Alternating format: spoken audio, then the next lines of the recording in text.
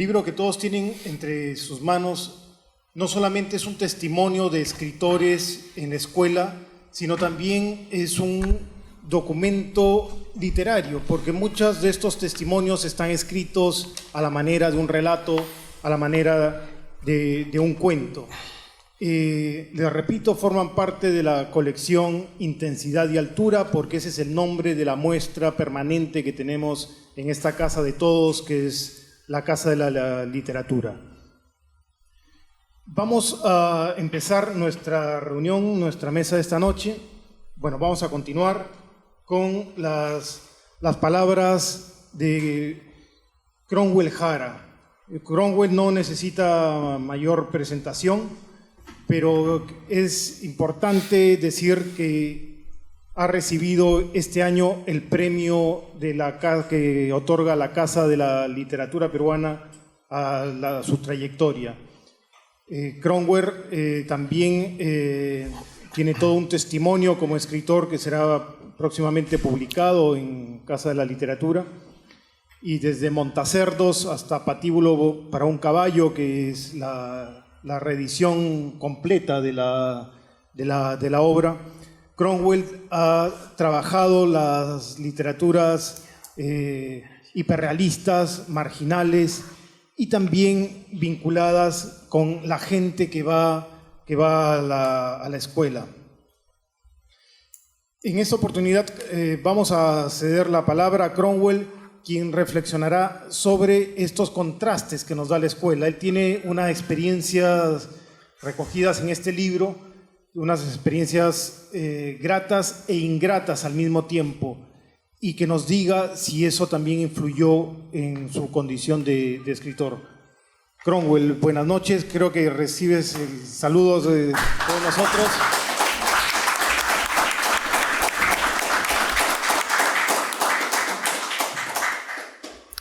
Buenas noches. Muy agradecido a la Casa de la Literatura por esta invitación que me hacen para estar aquí presente. Y bueno, hablar, evocar mi niñez, no vayan a creer que es fácil. No porque estaba distante, sino porque yo detesté la escuela, pues.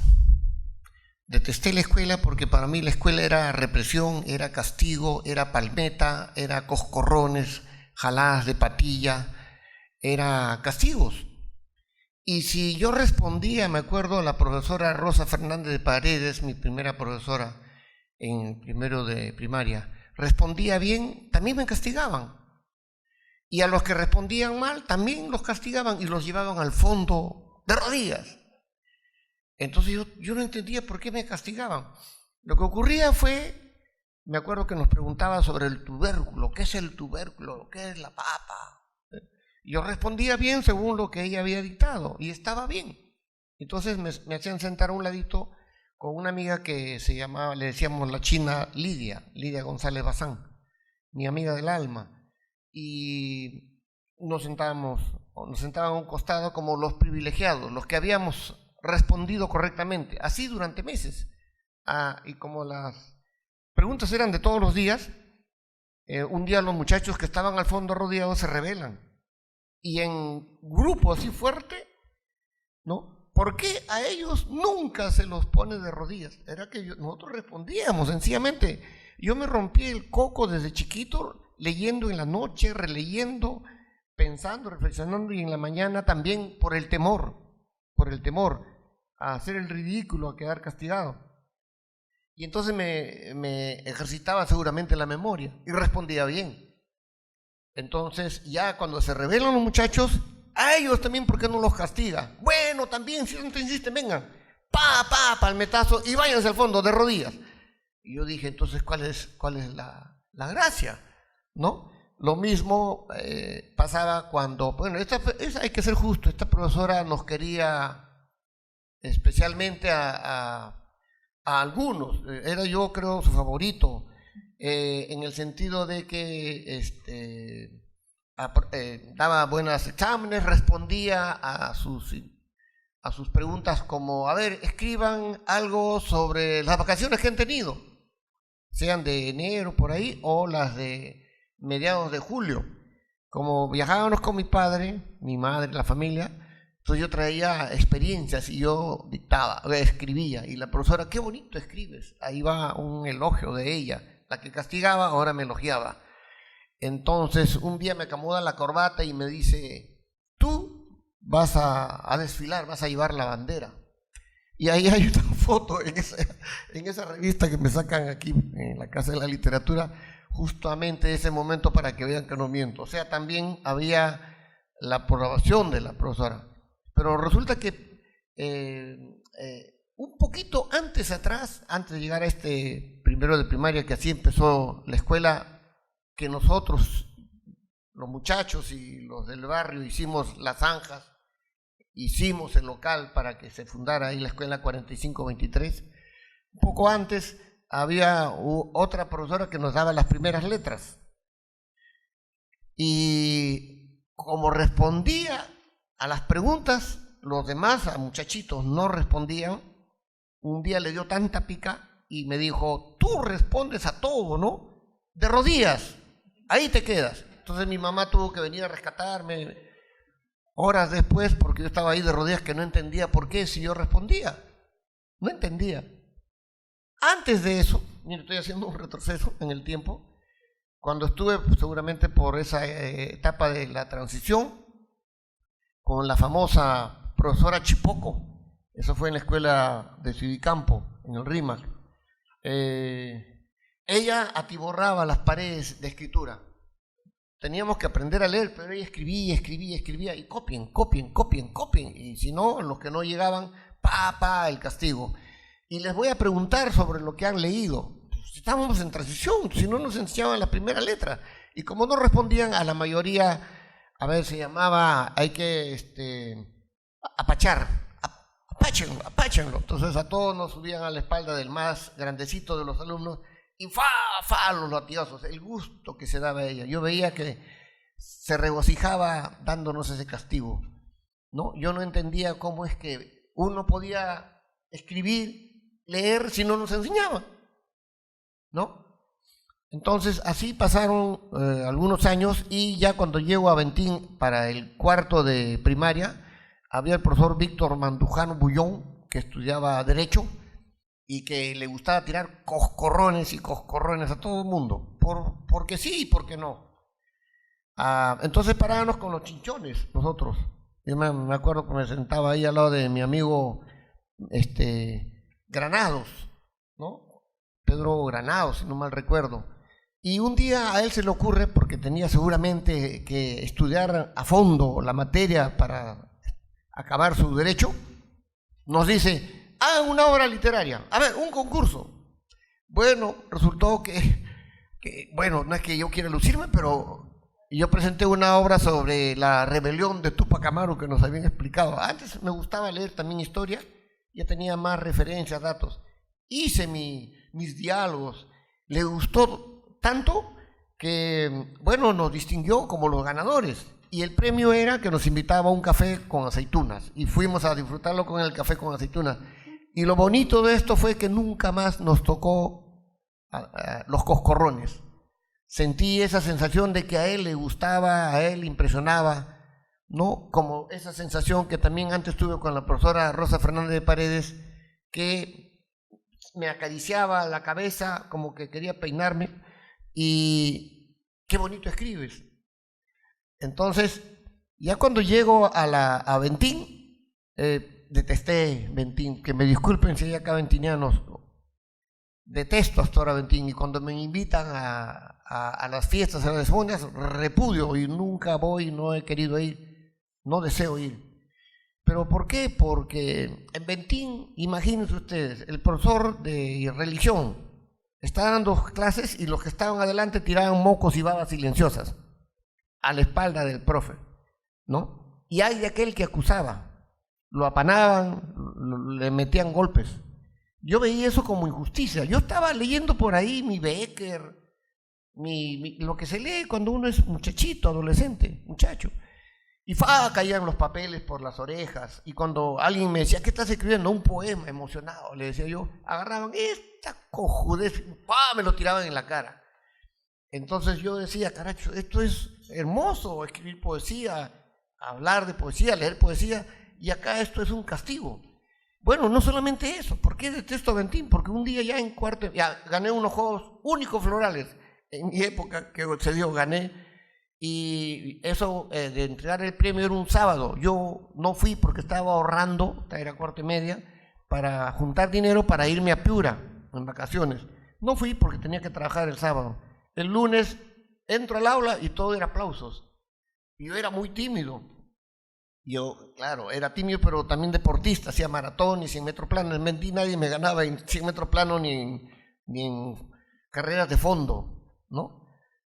Lógico, me entrenaba porque en mi barrio jugaba para el fútbol y quería estar siempre fogueado, entrenado. Y bueno, ganaba las pruebas y los muchachos me estimaban, finalmente me estimaban. Pero, ¿qué ocurrió? Un día se da la toma de Ventín. El director Raúl Parra Monzán era acusado por el estudiantado y parece que había algo bien importante ahí, que ojalá haya tiempo de decirlo con claridad. Había hecho mal uso de los fondos. Cada año los padres de familia se entregaban durante muchos años dineros para la piscina, famosa piscina que nunca se dio en mi época. Entonces se le acusaba de que él se apropiaba de los fondos con otro grupo de profesores. Y vi cómo se hizo la toma. Un día yo entro y justo cuando entro, ¡prum!, se tranca, rugen las puertas, se trancan los portones, cierran todas las puertas, ponen, para mí era todo sorpresa, ponen carpetas de madera viejas, apolilladas, todo lo amontonan, van a llegar los rochabuses, y sí llegaron los rochabuses, y sí llegaron las bombas molotov, y sí llegó la policía a querer entrar a como dé lugar, mientras los alumnos lo perseguían a Parra Monzán como los tres chiflados, de un piso a otro, de un piso a otro, él tratando de escaparse, metiendo por una puerta, saliendo por otra, igualito los tres chiflados, llevando palos, y también yo sospecho querían ahorcarlo, colgarlo de las patas, como se diría, ¿no? Todo eso, y a lo mejor no debería decir lo que pero es fuerte. Aquí habrán personas que seguramente me van a entender.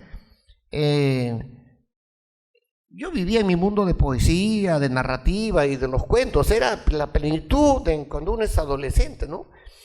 Entonces, cuando caen las bombas lacrimógenas y nosotros, toda la muchachada arrojaba piedras, me acuerdo que se oscureció esa vez porque había sol, el cielo increíble, con tantas piedras que se tiraban desde del campo de fútbol hacia afuera, hacia el patio, ante la policía con sus escudos y todo, mientras nos tiraban más bombas.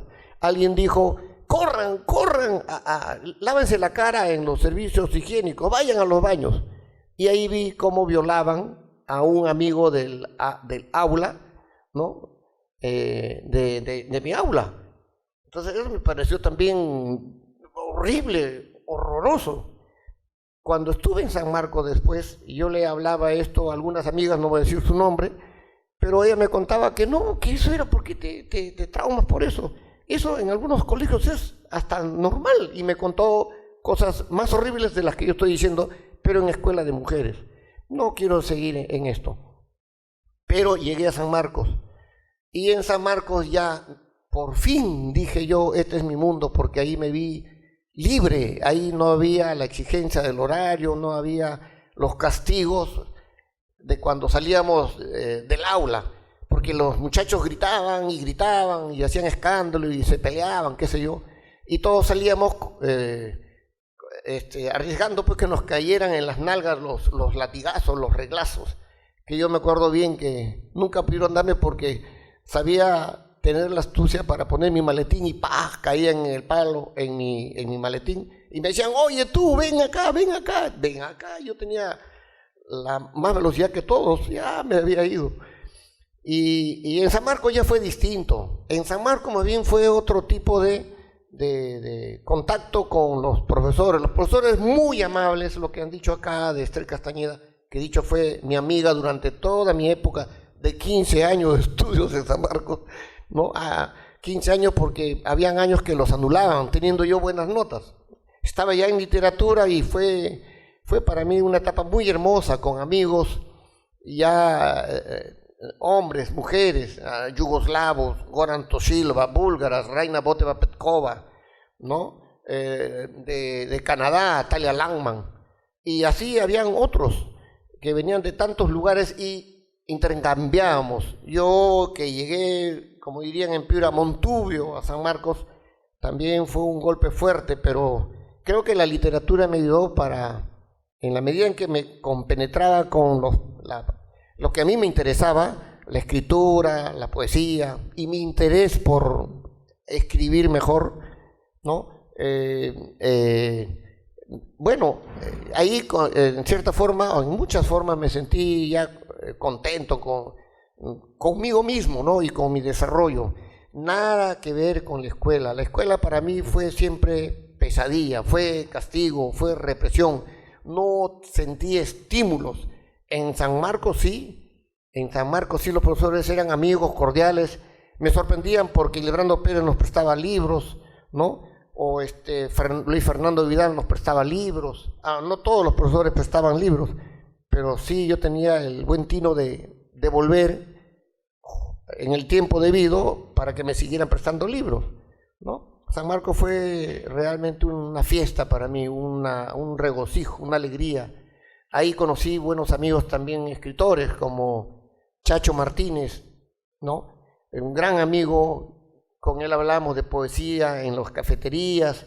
Ahí también nos vimos con Juan Ojeda, María Emilia Cornejo, conversábamos en las bancas del patio de letras, ¿no? Nos leía sus poemas todavía no publicados. Íbamos al taller de poesía de Marcos Martos y Leonardo Pérez, íbamos al taller de narrativa, yo iba con Pepe Bravo y Antonio Galvez Ronceros. Fueron etapas muy bonitas. Lo que siempre me sorprendió, un minuto, lo que siempre me sorprendió fue que no nos daban metodología. O sea, era tan libre la enseñanza en los talleres que cada uno tenía que sacar sus propias reflexiones, conclusiones, que ahorita podría ser una queja, pero no, a la larga es una cosa muy valiosa porque me obligaba a reflexionar por mi cuenta, cómo escribir cuentos, cómo hacer una novela. Para mí, que es parte de mi mundo y que me interesaba muchísimo. Yo por eso llegué a San Marcos, para hacerme escritor, decía yo muy ingenuamente, no para ser profesor, porque no lo fui tampoco en San Marcos, ¿no? Pero la vida pues nos golpea de tal manera que me vi obligado después a vérmelas para hacer clases. Gracias.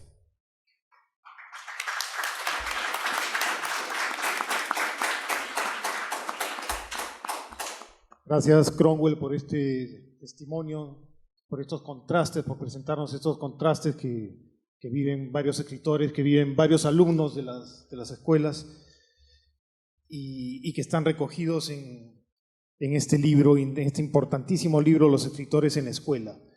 En la presentación del libro, Diana Maya, una de las investigadoras de Casa de la Literatura, dice que el libro está enfocado en 3 aspectos. La mitad de los textos resaltan la formación o afirmación de los vínculos del escritor con algún tipo de comunidad, con los recuerdos que vivieron en esa comunidad, como el poeta Pedro Escribano en Acarí, o Cesario Martínez en la comunidad de Cotahuasi, el mismo Watanabe en Laredo.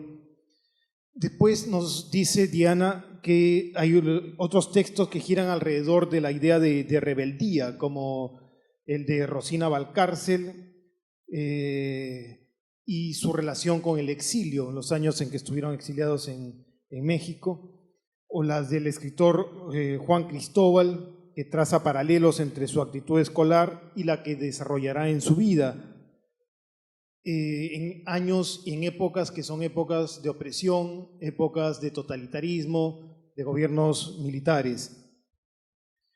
Otro de los antologados también es Augusto Higashiro, que propone o evidencia el vínculo entre su dura experiencia escolar con la de toda una generación que más o menos va a vivir lo mismo.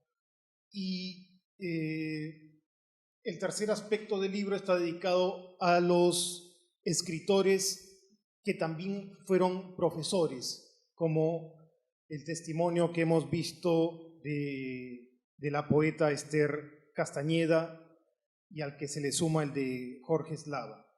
Esta noche tenemos entre nosotros también a Gloria Cáceres Vargas. Ella es una de las grandes especialistas peruanas de interculturalidad. Está identificada con los procesos de educación intercultural y bilingüe del país. Ha sido decana de la Facultad de Ciencias Sociales y Humanidades de la Universidad de la Cantuta, Enrique Guzmán y Valle. Ha dictado cursos en quechua en el Instituto Nacional de Lenguas y Civilizaciones Orientales de París, también de español y de civilización latinoamericana en la Universidad París 3, la Nouvelle Sorbonne, y en la Universidad de Cerny-Pontoise de Francia. Se ha desempeñado como especialista en la Dirección de Educación Intercultural y Bilingüe del Ministerio de Educación del Perú. Sigue en la docencia universitaria y ha escrito unos lindos libros de poesía bilingües en quechua, y ha traducido a maestros como José María Arguedas, que curiosamente no escribió estos cuentos en quechua, tradujo el Guarmacuyay y prepara otros textos. La experiencia de Gloria es muy importante para conocer estos procesos desde la escuela intercultural, desde la escuela bilingüe. Gloria, te recibimos con un fuerte aplauso aquí en la Casa de la Literatura.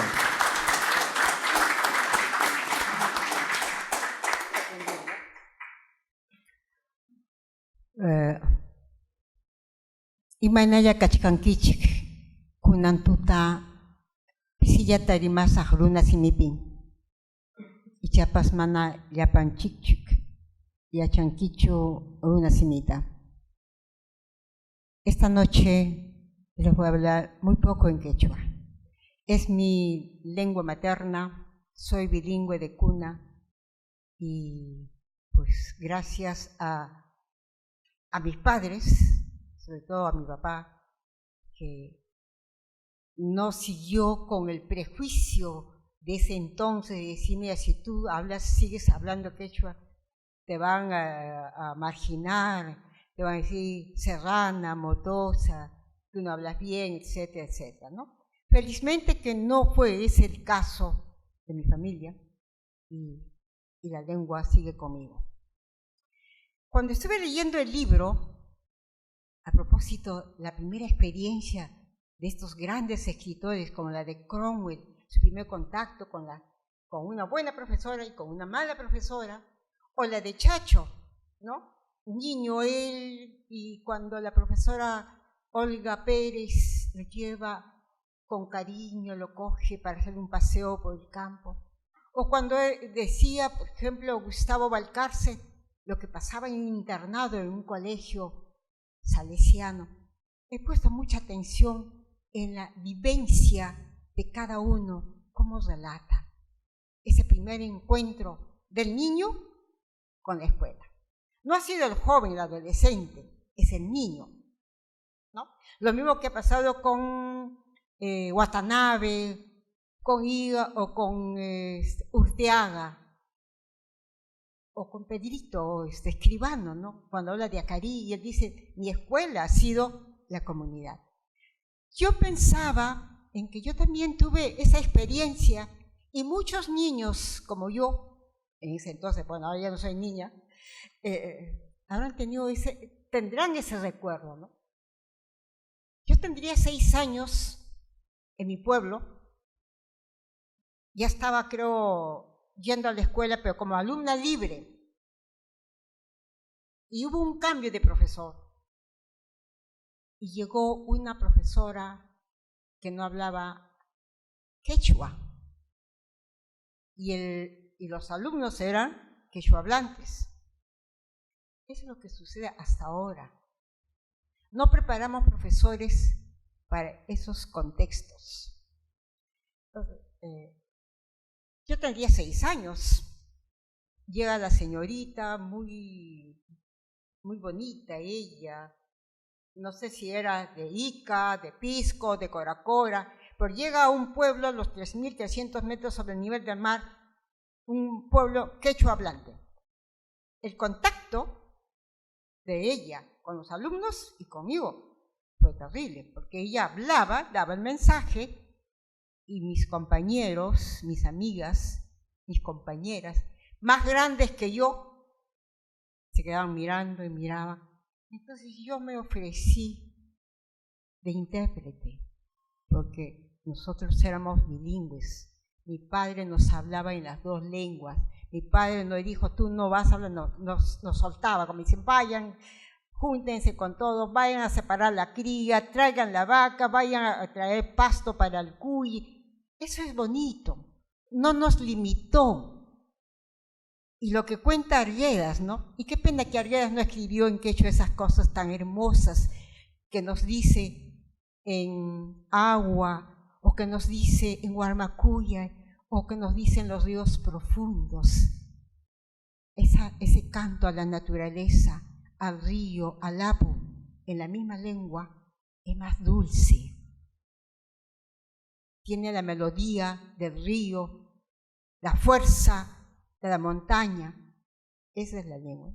Entonces yo me ofrecí de intérprete.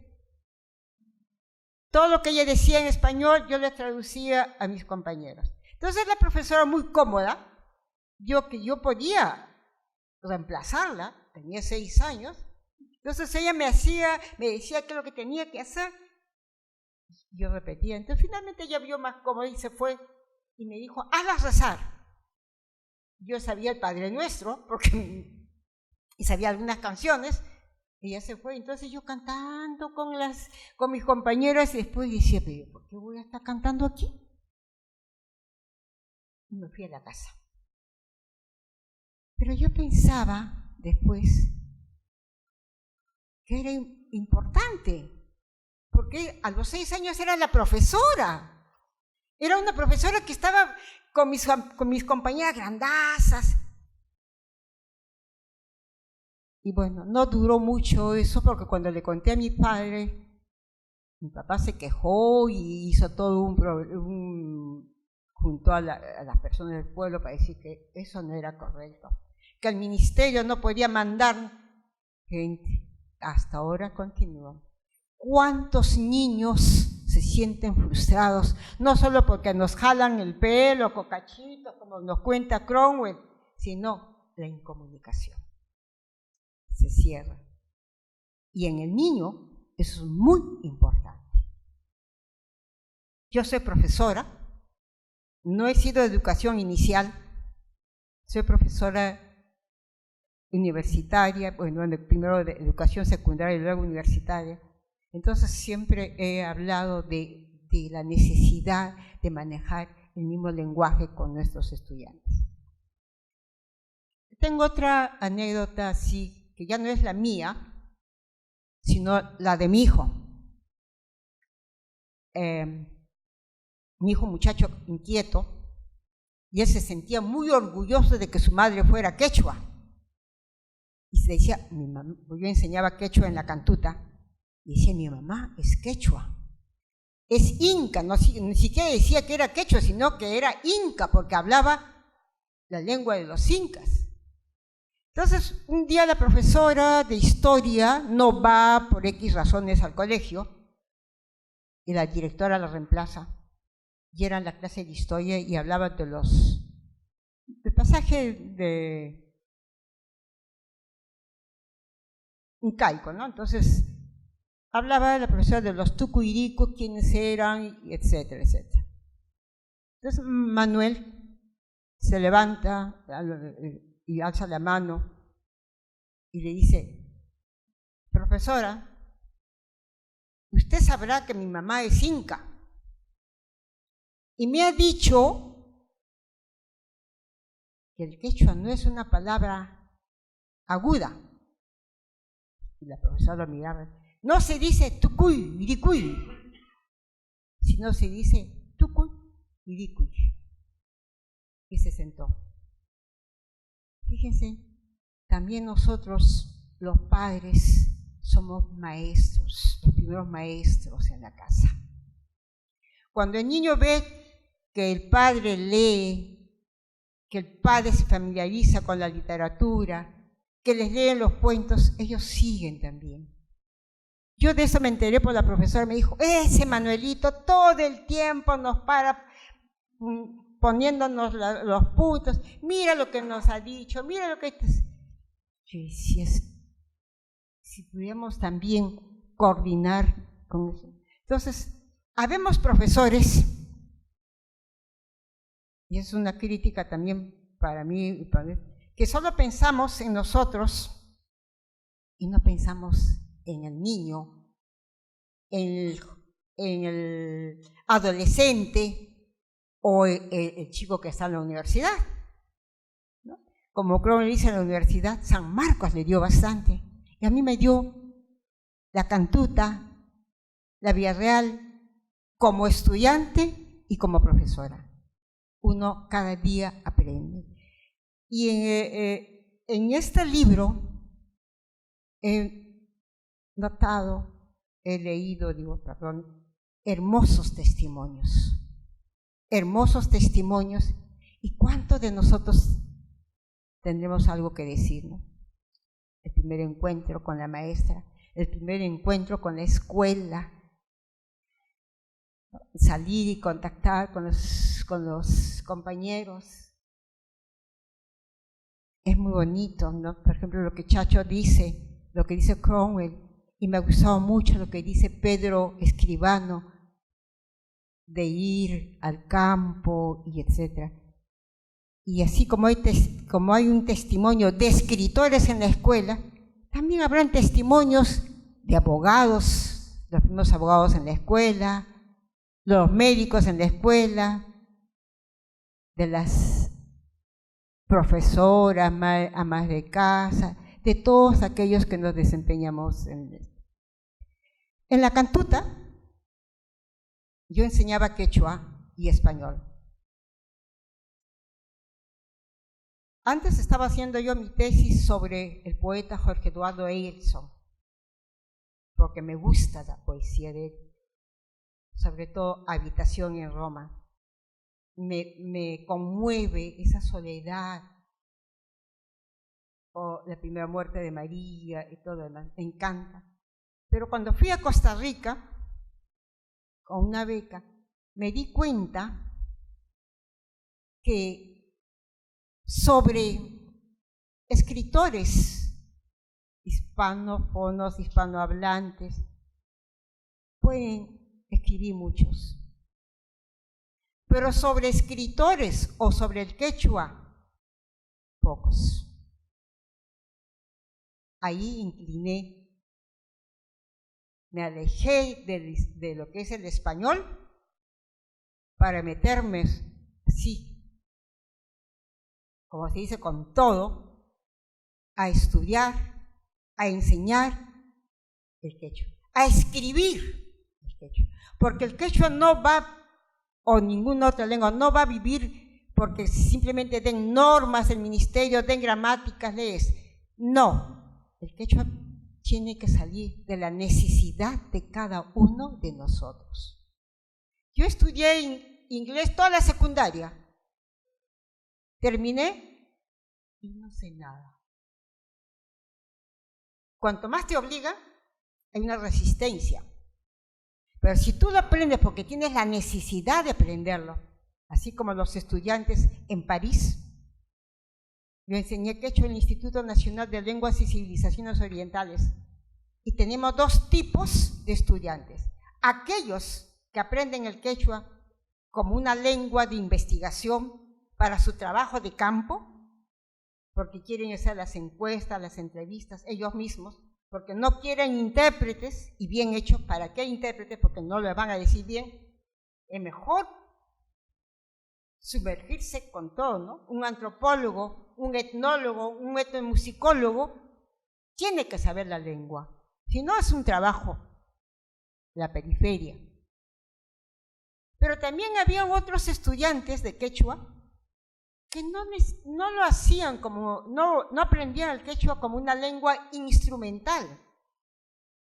Lo aprendían porque habían escuchado o sabían lo hermoso que suena esta lengua. Y ellos aprendían mejor que aquellos que lo usaban, lo aprendían con un objetivo. Y nosotros aquí en el Perú, ¿cuántos aprendemos así?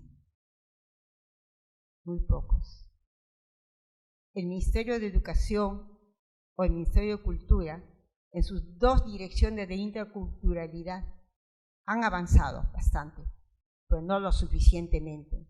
Hay libros que han enviado y están allí acumulados, guardados.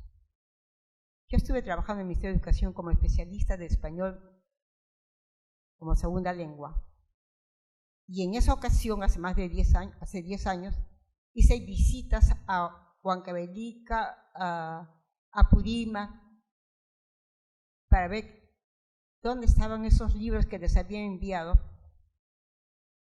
que estaban guardados, apolillándose, hongueándose, porque no tenían un registro de cuántas escuelas había ni cuántos estudiantes necesitaban. Allí tenemos que tener también mucho cuidado, mucho celo, porque no se trata de elaborar y sin saber a dónde van a ir eso. Y no sé qué más podría decir. Muchas gracias. Muchas gracias, Gloria Cáceres. Todas estas experiencias de la educación intercultural son muy valiosas en un país multilingüe y heterogéneo como el nuestro. En la apertura de esta noche mencionamos que este libro recoge testimonios de varios escritores, pero también recoge un gran testimonio gráfico de Hermann Schwarz, uno de los grandes fotógrafos peruanos, en una serie sobre la escuela peruana que ilustra las primeras páginas de estos libros. Y también dijimos que el libro originalmente fue una serie de artículos que se publicaron entre 1981 y el año 2003 en la revista Autoeducación que dirigía el maestro Julio Dañino. Justamente vamos a invitar a don Julio para que nos dé todo un testimonio del proceso de gestación, cómo se crearon estos artículos, cuál era la intencionalidad de estos artículos y cómo los ve ahora con la distancia de los tiempos. Por favor, acompáñenme a recibir con un fuerte aplauso a don Julio Dañino.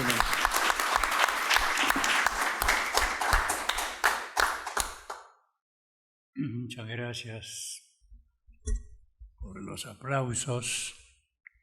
Buenas noches a la directora que nos acompaña, tenemos ese gusto. Estoy un poco ronco. No iba a venir, pero dije, no puede ser posible eso. De todas maneras, acercaré un poco más el micro y me podrán escuchar. Y también quiero, como Cromwell y Gloria, hablar de mis primeros años de la escuela, que no los tenía programado, hablar sobre ellos. Pero digo, ¿por qué no voy a decir que tuve mucha suerte con mis profesoras de primer grado? Mucha suerte con mi profesora Rita, así se llamaba mi profesora de segundo año. Era una profesora linda. Todos los alumnos estábamos enamorados de la profesora. Eran otras épocas, parece. Hoy día los niños no se enamoran de sus profesoras. O de repente sí, no lo sé. Pero en todo caso, quería rendirle homenaje a ella, a Rita, a María, a todos mis profesores como una parte introductoria y contestar algo de lo que decía el profesor Sáenz respecto a la antología, respecto a la revista Autoeducación y al IPP, que es la cuna de la revista Autoeducación.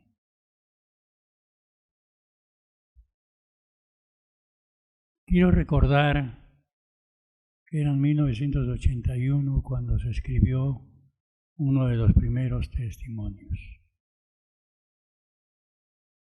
Y de eso ya van a ser como 37 años que parte de los testimonios que están en este libro estamos leyéndolos hoy día.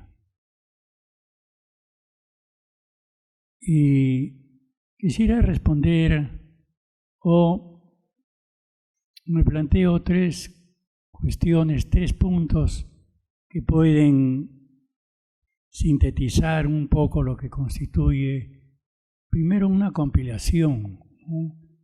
Creo que se ajusta el término al texto ante el cual estamos presentes.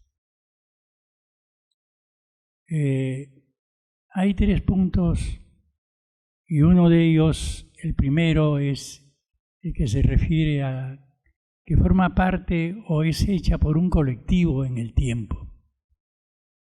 Digo un colectivo porque fue un grupo de narradores, narradoras y poetas las que fueron eslabonando uno a uno los diferentes testimonios.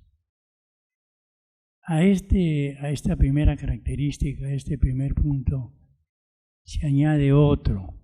Se añade el texto que tenemos como que une 2 disciplinas, una la literatura y la otra la educación. Esa es la segunda característica.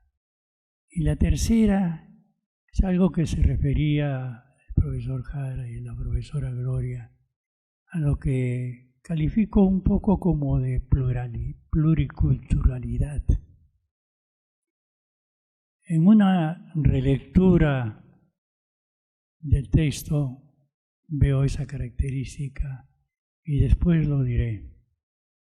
Primero quiero referirme a la parte esta de lo colectivo en el tiempo. Tanto la revista como el Instituto de Pedagogía Popular se formó en base a constituir un frente político pedagógico. Aquí tengo el gusto de tener a uno de los colaboradores presentes, Gustavo Fischerhausen. No quiere que lo nombre, pero él nos acompañó durante un tiempo. Nos acompañó en ese frente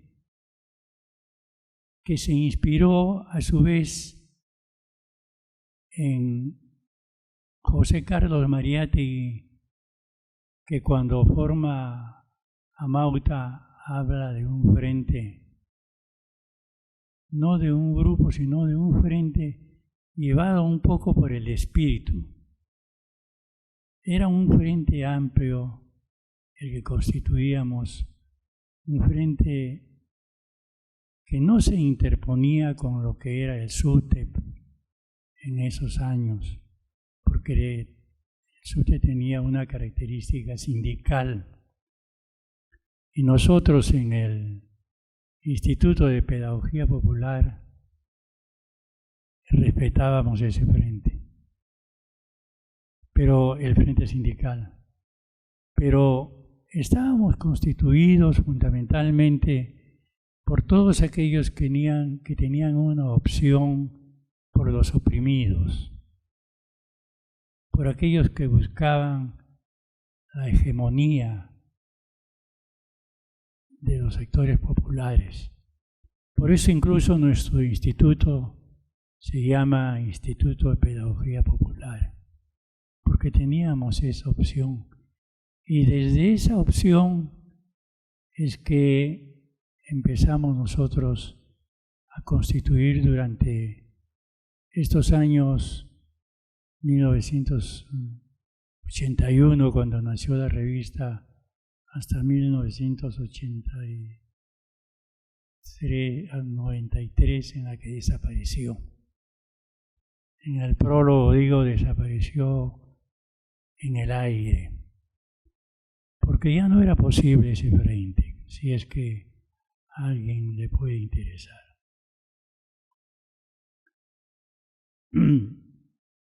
El segundo punto tiene que ver con que a lo largo de ese tiempo, desde 1981 hasta el 2003, que fueron los 22 años que duró la revista,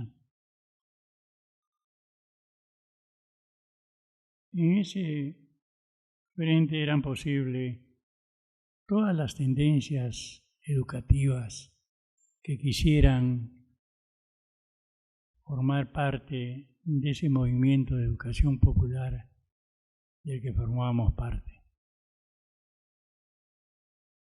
En la segunda característica de justaponer las dos disciplinas, nos inquietaba por qué podía aparecer o por qué aparecen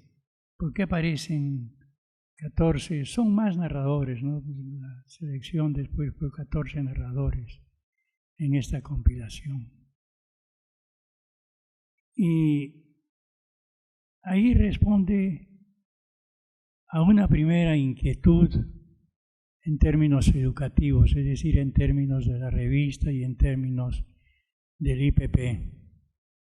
Responde a todo un diseño, a todo un formato que nos hicimos referente a que si era una revista de educación dirigida fundamentalmente a los docentes, al margen de que tuviera o que contuviera la parte teórica, la parte metodológica, la parte de experiencias, debería de relacionarse con otras disciplinas de educación.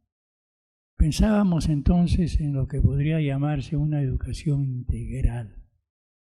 Y entonces, en ese sentido, la literatura cumplía un papel importante como una disciplina que podía dar instrumentos, que podía dar herramientas para el proceso de enseñanza y aprendizaje. Y así entonces nos dijimos, ¿por qué dentro de este formato de la revista no incorporamos una sección narrativa donde nuestros amigos, porque casi todos los que han escrito son amigos y compañeros de autoeducación y del Instituto de Pedagogía Popular, puedan escribir, puedan manifestarse? Y entonces también dijimos, ¿por qué no poesía? La carátula de Contraeducación siempre llevaba una poesía. Y diré que tenía algunos profesores que después en una evaluación me confiaron de que lo primero que leían era la contracarátula.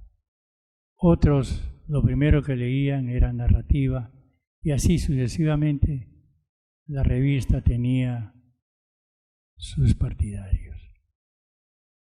La tercera característica se refiere a la parte de pluriculturalidad. Y esta pluriculturalidad obedece a una relectura que hice últimamente cuando me señalaron que debería de estar presente en esta presentación. Y reparé en Augusto Higa y José Watanabe, descendientes de japoneses, Y entonces dije, en el libro están todas varias regiones, no todas. Nos hubiera gustado que estuvieran gran parte de la Amazonía, pero no lo están. Y entonces, como que me inquietó descubrir esta coincidencia de dos narradores con descendiente japonesa. Y reparé en ellos porque Augusto Higa fue el primer narrador o fue el que por primera vez apareció en educación, en autoeducación. La primera persona que colabora es Augusto Higa. Y él como que dio el formato, un formato que cada uno de los narradores después adecua a su estilo, es cierto, ¿no? Porque no hicimos un cuestionario, no formamos un formato de estilo para que cada narrador pudiera proponerse, pudiera formalizarlo, si no lo dejamos así al libre albedrío, a la libre iniciativa de cada uno. Bueno, y en cuanto a José Watanabe, él fue desaparecida autoeducación, uno de los más entusiastas por hacer una especie de antología con todas las colaboraciones que teníamos y que hoy se publican en este libro. Él incluso se agenció y conversó con algunos editores para poder sacar una edición. Fallecido José, como digo en el prólogo, nos debe estar mirando desde arriba, que camina por leve suelo. Siguió su hermano la empresa de poder hacer la antología, pero tampoco pudo. Y quedó así, como se dice, durmiendo el sueño de los justos. Hasta que un día pasé por una librería que tiene un nombre simpático, librería Inestable creo que se llama, que la administra Carlos Carnero. Me dijo, ¿me permites que tu antología, que tu compilación, porque yo tenía un machote, es decir, tenía ya una propuesta hecha, que después ya la converso con los miembros de Casa de la Literatura. Pero le había presentado a él para ver si buscaba a alguien que pudiera interesarse en publicar. Y me habló de la Casa de la Literatura. Y así un día recibí una llamada de Casa de la Literatura, pero continuaré con José Watanabe, con Pepe, como le decíamos. En ese afán, él un día me dijo, mira, esta compilación se debe llamar Los escritores en la escuela. Me ha parecido un nombre armónico y bello. Y durante las gratas negociaciones con la Casa de las Américas, traté de que se conservara, pero no hubo necesidad. Ellos han tenido el buen gusto también de dejar el nombre de Los escritores en la escuela.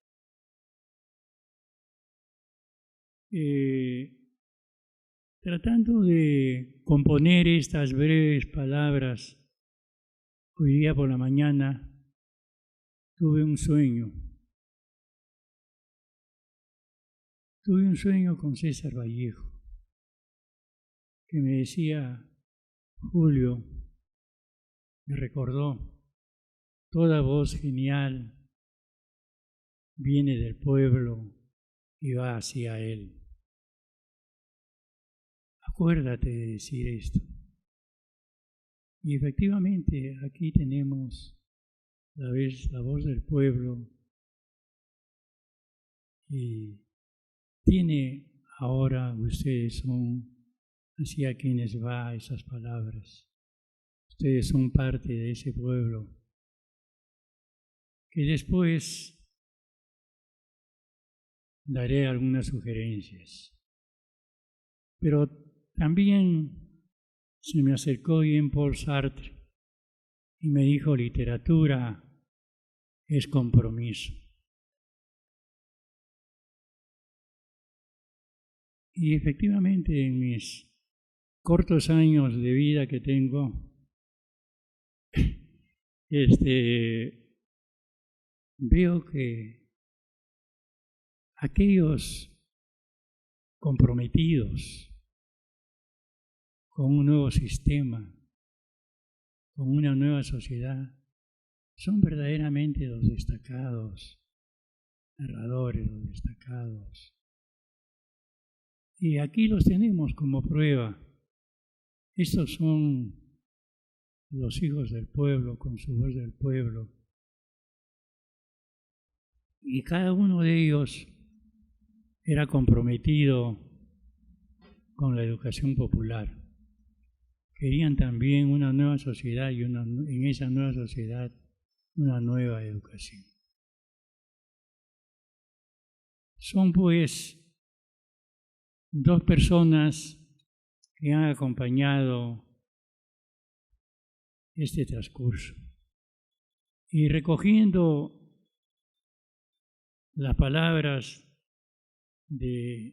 o inspirándome más en las palabras de César Vallejo, antes de empezar esta reunión, tuve el gusto de conversar con la directora de casa, Milagros Saldarriaga, y le dije, Vallejo me ha inspirado, ¿por qué no devolverle estos escritos al pueblo? Porque qué lindo sería, por ejemplo, que en todos estos sitios donde se desarrolla cada una de estas narraciones, exista una sucursal o exista o se promueva una casa de la cultura pequeña. ¿Por qué no hacer que, discúlpenme un poco la audacia de decir que no solamente el Estado tenga la hegemonía, sino que también la sociedad civil pueda hacer su casa de cultura? Y aquí en todo caso esta matriz, esta estación a donde se dirigen varias vías, puedan ir a Cotahuasi, puedan visitar la glorieta que tanto amaba Chacho cuando era niño, pueda ir a Carí, donde Escribano pasó sus primeros años, pueda ir incluso a Piura, al colegio donde estudió Marco Martos y prometió ir alguna vez. No lo he visto últimamente, pero tengo deseo de preguntarle si fue a visitar su colegio de Piura. Y si no, invitarlo a que visite. O sea, hacer visitas a todos estos lugares para que los niños lean a Chacho Martínez, lean a Juan Cristóbal, también a Esther Castañeda, que la hemos visto, a Jorge Eslava, y su colegio Los Reyes Rojos, que también se vaya a Los Reyes Rojos y se lea lo que escribió ahí Augusto Higa, que fue el pionero, a Crongo El Jara. ¿Han visitado su colegio? No sé si Crongo la habrá visitado. No ha visitado. Pero habrá que comprometerlo para que vaya, ¿no? Ahora. Bueno, así, por ejemplo, visitar si es que existe el colegio de señoritas que habla Magda Portal, ¿no? Al de Urteaga, Cabrera, nuestro amigo, a los salesianos de Gustavo Valcárcel no creo que le guste a los salesianos, porque las páginas son muy irreverentes, ¿no? Pero bueno, y a Laredo. ¿Por qué no ir a Laredo y recorrer los pasos que siguió José Watanabe? Hacía la casa Gildemeister, que era de los Chopitea, ¿no? Que tenía unos cortinajes pesados, como él lo relata. Veo ahí también una gran pluriculturalidad. Veo los Comala de Pedro Páramo. Veo también Macondo en esos lugares de Gabriel García Márquez. Esa es mi sugerencia a la directora y a la casa para que se prodigan, para que florezcan otras casas más de la cultura en la costa, en la sierra, y se recojan testimonios, y se recoja tal vez una travesía y se haga un nuevo libro de cómo se devolvió la voz del pueblo hacia el pueblo. Quisiera terminar agradeciéndole pues a la directora el haber hecho este hermoso libro, el haber acogido con su gran amplitud. Quiero resaltar esa amplitud. Quiero también resaltar su honradez de la Casa de la Cultura, porque ha permitido este libro. Yo ahora lo que quisiera es darle las gracias a los escritores y quisiera darle las gracias invocándolos a ustedes a que se levanten y que puedan decir vivan los escritores en la escuela. Me acompañan a decir vivan los compañeros en la escuela. Quiero escucharlos. ¡Vivan los compañeros en la escuela! Gracias, muchas gracias.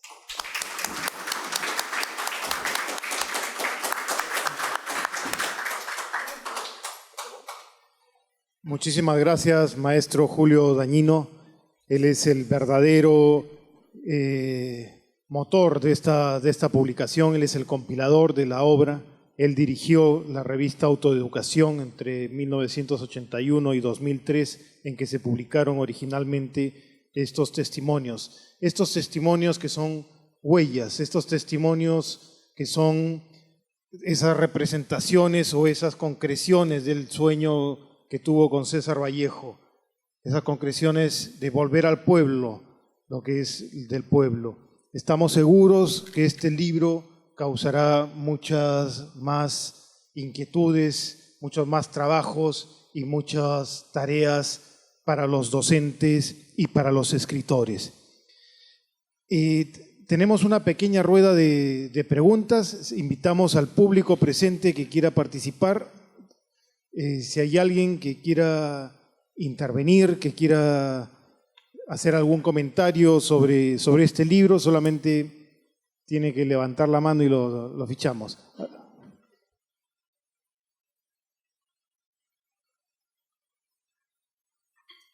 Buenas noches, queridos amigos amantes de la literatura. Mucho de lo que han dicho coincide seguramente con la vivencia de gente que está en un paralelo en su generación, ¿no? Por ejemplo, lo que dice Cromwell me recuerda también a la primaria y a la secundaria. Y siento lo mismo por los San Marcos. Respecto a Gloria Cáceres, le agradezco sus aportes en el idioma quechua o runasimi, pero me encantaría también que no quede que siento que hay mucho más por hacer, como ella dice, y me encantaría que haya un compromiso hasta el último día, ¿no?, en la lucha de promover el idioma. Siento también que se puede hacer mucho y lo deben hacer no solamente los que son, los que tienen como lengua materna el runasimi o el aymara o algún idioma de la selva, sino que también esto pasa por la cuestión de la voluntad y el amor al país, ¿no? y a América y al mundo también, ¿no? Hay una necesidad enorme que todos los profesionales, sean ingenieros, médicos, historiadores, pongan de su parte para aportar en el idioma runasimi, ¿no? O aymara, del pueblo que sea, y además que se logre un conjunto de sociedades civiles, como decía Dañino, que permitan la enseñanza, aprendizaje, pero gratuita si es posible, del idioma, porque para mí ese es un punto clave de por qué el idioma no avanza y no se logra reivindicar hasta el momento, ¿no? El costo es enorme. Cualquiera que quiera aprender el idioma, ¿no? Tiene que pagar altos costos que no va a poder. El pueblo no está en condiciones. Y aprender el quechua en estos momentos es complicado. No hay profesores de quechua, sobre todo profesores que se dignen de darlo con el corazón y el alma gratuitamente. Bueno, eso es todo, ¿no? Bien, muchísimas gracias. Vamos a... No sé si Gloria o Julio quieren agregar algo al respecto, por favor. Yo quisiera agregar algo que se me quedó en el tintero y que tiene que ver fundamentalmente con lo de compromiso. Así como tenemos una rica pluriculturalidad en el país, también tenemos un rico legado. Puedes acercar el micro. Así como tenemos una rica pluralidad en el país, asimismo tenemos una rica herencia de compromiso. Y lo que quiero agregar es el compromiso que tuvo César Vallejo, el compromiso que tuvo Mariano Melgar y el compromiso de Javier Heró. Gracias.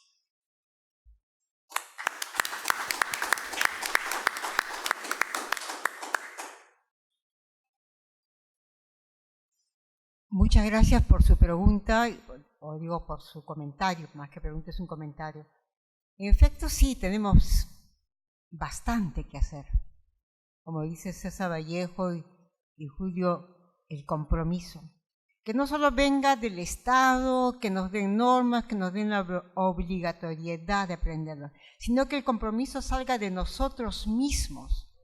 Y creo que hoy en día las hay, yo he notado en los jóvenes, porque aquí mismo en la Casa de la Literatura hay espacio, hay espacios para hacer eso, para dar talleres de quechua, hay un taller de cuentacuentos.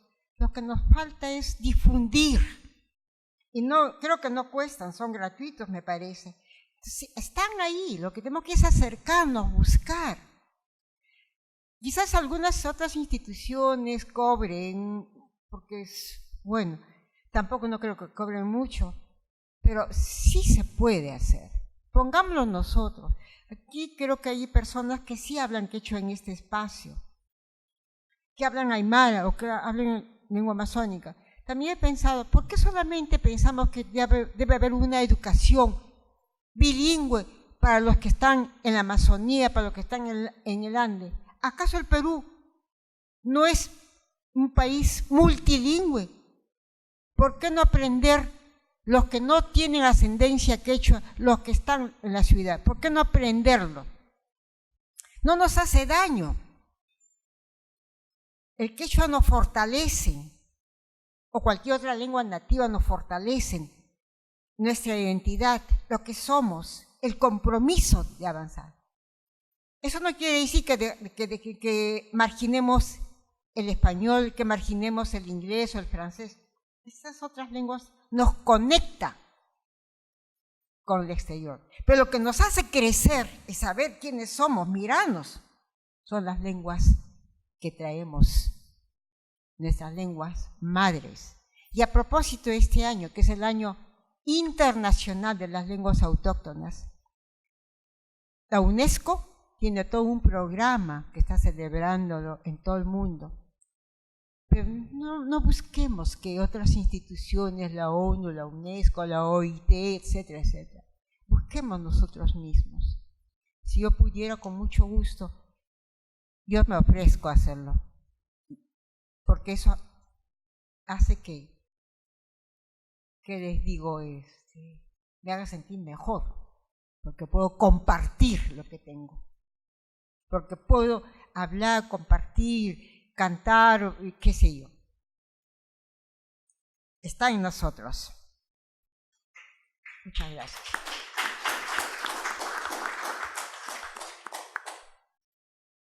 Pasamos a la siguiente pregunta. Sí, primero buenas noches, quería saludar a mi profesora de literatura en segundo de primaria. Gracias a ella soy literato, soy escritor quechua. La profesora me expulsó del colegio por leer un libro, por haber leído un libro en quechua, que a propósito les invito. El libro ha sido reproducido ahora en edición facsimilar por Ediciones Pacarina. Ya está en venta. Les invito a que puedan leer este libro, que es primigenio, que es un libro prearguediano, que es jocoso, que es satírico, que mezcla el quechua y el castellano y no pone en segundo orden el quechua, sino que los pone en el verdadero nivel. Huámbara Cacao Tinaja se llama este libro de Juan José Flores, y les invito para que descubran que hace mucho tiempo que está el compromiso y ahí están los literatos escribiendo. Quizá nosotros no nos hemos enterado por algún descuido, porque hemos tenido quizá otras prioridades. Y les recuerdo también que en la última encuesta que se hizo en el país, hemos descubierto que somos 22% de peruanos que nos asumimos quechuas. Y entonces ahí está el compromiso. Y les recuerdo también que a partir del año 2017 ya podemos graduarnos con quechua o con aymara en el sistema universitario. Es decir, podemos graduarnos como en los programas de maestría o de doctorado con este idioma. Antes estaba prohibido. Y finalmente decirles, no es tan cierto ya que tengamos vergüenza del quechua, que hay que ponernos en otro espacio. Basta con que llegue el carnaval para darnos cuenta que tenemos muchísimo ahí adentro, quechua o aymara o de poblaciones amazónicas. Llega el carnaval y cholos y choleadores nos abrazamos juntos y salimos cantando Chaerajmi, Chaerajmi, Chaeca Muchcan. Muchas gracias. Chaerajmi, Chaerajmi. Muchas gracias por su participación. En el tema intercultural dejamos nuevamente a Gloria, si quieres agregar algo sobre el tema. Sí, yo creo que lo que dice Hugo, que como le he dicho, es un gran escritor, poeta, quechua y acaba de publicar una novela muy hermosa con ese sentido intercultural, porque recoge lo que viene a ser la novela, la literatura europea, anclada en lo que viene a ser en Apurímac, ¿no? Y la novela se llama Yanapaway, Anjas Huayta. Anjas Huayta quiere decir la flor azul. Es una hermosa novela. Pero a propósito también lo que él dice sobre esa novela, la primera novela, Huámbar a Cacao Tinaja. Es una novela hermosísima. Ese humor, esa picardía del hombre. No es lo que dicen que el hombre andino es el hombre que sufre, el hombre que no. Además de picardía hay dulzura, hay ingenuidad. El autor, Juan José Flores, juega con los dos idiomas. pone los dos, porque hay una palabra que dice Mississippi, ¿no? Es el río de Estados Unidos, el río más grande. Pero en quechua, ¿qué cosa es Mississippi? El que mata al gato. Misi, gato, sipi, matar al gato. Entonces, él lo pone, el matador de gatos, y entre paréntesis, el significado, ¿no? Entonces, en todo él juega con esa hilaridad, con esa, parece como de ingenuidad. Entonces, ahí está la dulzura, las bondades, la picardía, lo jocoso. Y también lo vemos en las adivinanzas, en todo. Entonces, hay que asomarnos, nada más. Está ahí, hay que cogerlo, tocarlo, jugar y amarlo. Muchas gracias.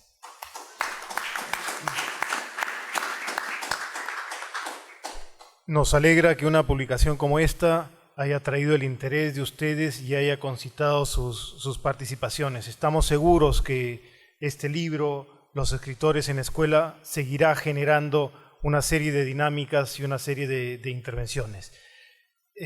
Nuestra directora Milagros Aldarriaga nos va a decir... ¿Hay un comentario más? Bien. Muy buenas noches con los de la mesa, así mismo también a los presentes. En principio quiero felicitar a Casa de la Literatura, así como también al compilador de este importante trabajo, los escritores en la escuela, que desde ya invita desde la primera página a poder leerlo todo, ¿no? Porque es interesante las vivencias, los sueños, las peripecias, las penurias que han pasado muchos escritores desde pequeños. Eso por un lado, y por otro lado también resaltar de que hoy en día se pone de manifiesto esto del plan lector, pero que en la que muchos de nuestros colegas docentes llegan al nivel de obligar al estudiante para que lea tal o cual obra, ¿no? Pero no tanto que el estudiante lo lea porque él así lo siente o así lo quiere, porque es muy importante que uno lo lea porque quiere leer, porque quiere conocer. Porque leer un libro prácticamente te lleva a conocer un mundo, conocer sueños, esperanzas y frustraciones posiblemente también.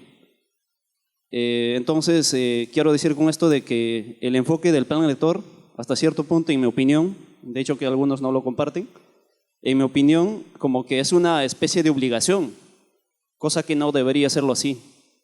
Porque cuando hay ese enfoque, el estudiante se siente presionado de que en tal tiempo tiene que acabarlo el libro. Y muchas veces, cuando uno es estudiante, ¿qué es lo que hace?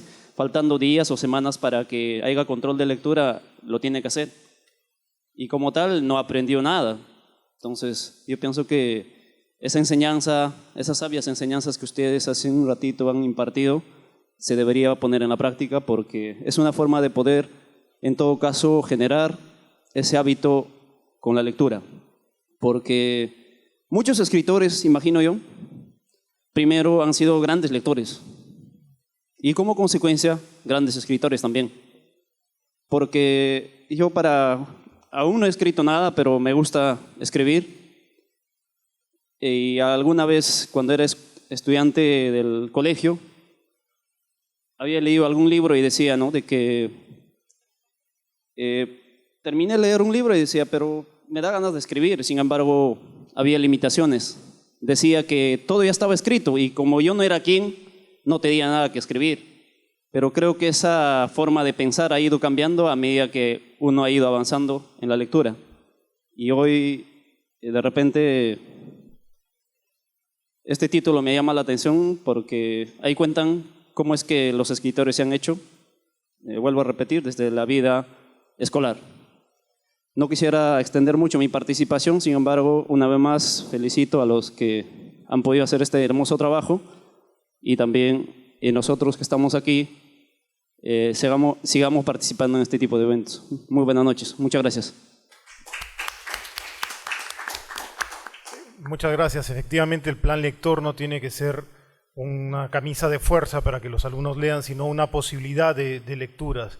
Uno de los antologados en este libro es Jorge Slava, que es maestro, que es editor, y él dice que el plan lector tiene que generar lecturas, y no solamente lecturas de libros, sino lecturas de la vida cotidiana, lecturas de las expresiones, lecturas de nuestras participaciones. No solamente lo que está escrito se puede leer, podemos leer la vida misma. Entonces, el plan lector tiene que generar esas lecturas de la vida misma. Muchísimas gracias por su participación.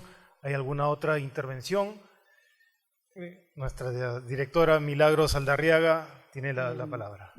Sí, yo quería agradecer al maestro Dañino este trabajo compartido entre los editores de Casa de la Literatura y usted, entre la propia institución y el Instituto de Pedagogía Popular. Los escritores en la escuela es una publicación de la colección Intensidad y Altura que justamente recoge textos literarios y documentos literarios que se relacionan con la investigación que se hace acá para las exposiciones. Lo comentó ya Daniel. Este libro está vinculado entonces a una exposición con un título más o menos cercano, Maestros Escritores, experiencias de literatura en la escuela, que estuvo aquí abierta al público como todas nuestras exposiciones en el 2018. Y encuentro yo que la investigación y finalmente la exposición Maestros Escritores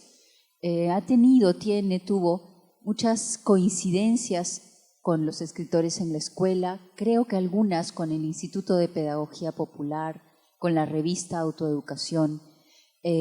Principalmente recojo una de las 3 ideas centrales que usted desarrolló hace un momento, de pensar que la literatura puede ser el punto de partida de una pedagogía. La literatura permite pensar pedagógicamente.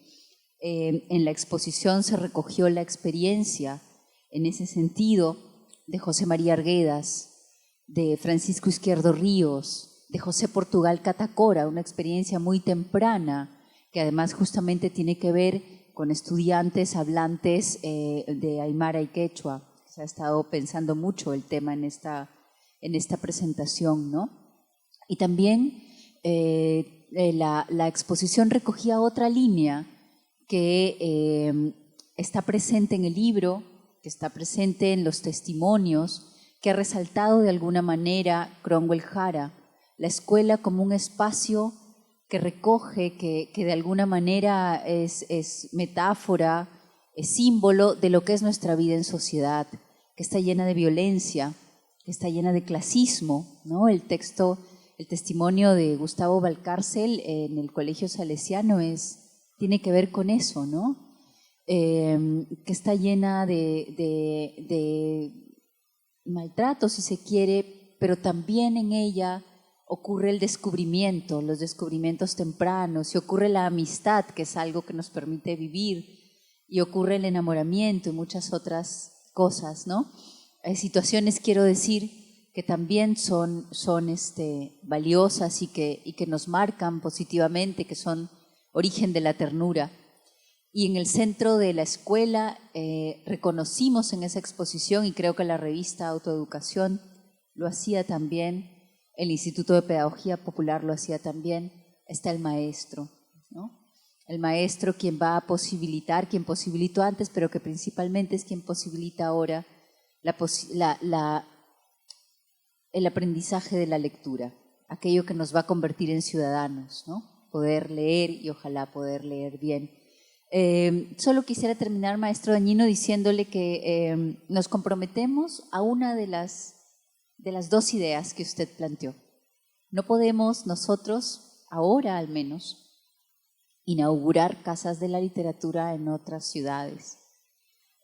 Ojalá sí pudiéramos acompañar a la sociedad civil en una iniciativa así, ¿por qué no?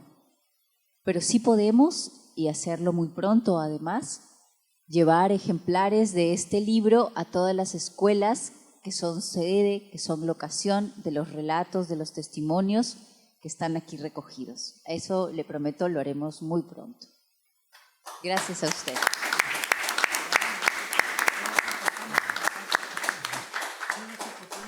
Muchas gracias a todos por su presencia, gracias al maestro Julio Dañino, a Gloria Cáceres, a Cromwell Jara, gracias a nuestra directora Milagros por este compromiso y gracias a todos ustedes por venir a esta presentación.